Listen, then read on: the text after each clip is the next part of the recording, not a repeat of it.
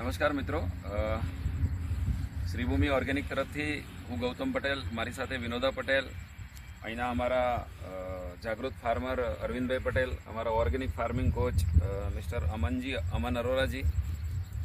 અત્યારે અમે દેલવાડ ગામની અંદર સંપૂર્ણ ઓર્ગેનિક શ્રીભૂમિ ઓર્ગેનિકના ખાતરથી અમે મગફળી કરાવી હતી અને ફાર્મના વિઝિટે આવ્યા છીએ.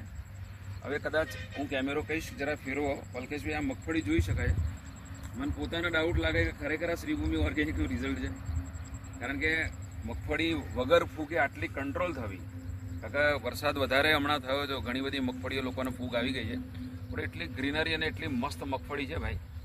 હું ખેડૂતના મોઢે જ પૂછીશ કે અરવિંદભાઈ, શ્રીભૂમિ ઓર્ગેનિકનું જે તમે ખાતર વાપર્યું હતું, બરોબર, પાયાથી જ વાપરવું છે? પાયાથી જ. Very good. અને આ કઈ મગફળી છે આપણી? આ 32 નંબરની મગફળી. સરસ. તમારી દ્રષ્ટિએ આ ખાતર વાપરવાથી મગફળી કેવી લઈ છે? એમ તમને શું ફીલ થઈ રહી છે? સારું રિઝલ્ટ છે. રિઝલ્ટ સારું છે. Very good. 100% રિઝલ્ટ છે.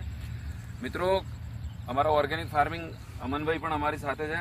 એમને આ મગફળી પાછળના ખેડૂત પાછળ as a organic farming coach તરીકે ખૂબ સારી મહેનત કરી છે, જેનું પરિણામ આજે આપણી વચ્ચે છે.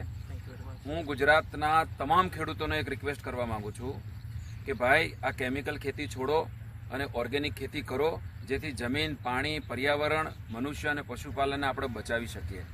મારી સાથે કેટલો ટાઈમ થયો આપણે રોપણી કરે? 3 મહિના અને 5 દિવસ થયા. 3 મહિના અને 5 દિવસ થયા. બરાબર. હજી એક વખત આપણે કુબેર આપવાનું, બરાબર, પોટાશ પોટાશ આપવાનું, હજુ એક વખત નીકળશે ક્યારે? 30 તારીખે. 30 તારીખે નીકળશે. આવતી 30 થી 5 ની વચ્ચે. બરાબર. સરસ સરસ. કઈ નહીં, તમે સેટિસ્ફાઈડ છો? તમે ઓર્ગેનિક તરફ ગયા છો એ બદલ અમે તમારો બી આભાર માનીએ છીએ. અને આપણે સાથે મળી અને જેટલું થઈ શકે એટલા ખેડૂતોને આપણે ઓર્ગેનિકમાં લાવ્યા. Thank you. જય શ્રી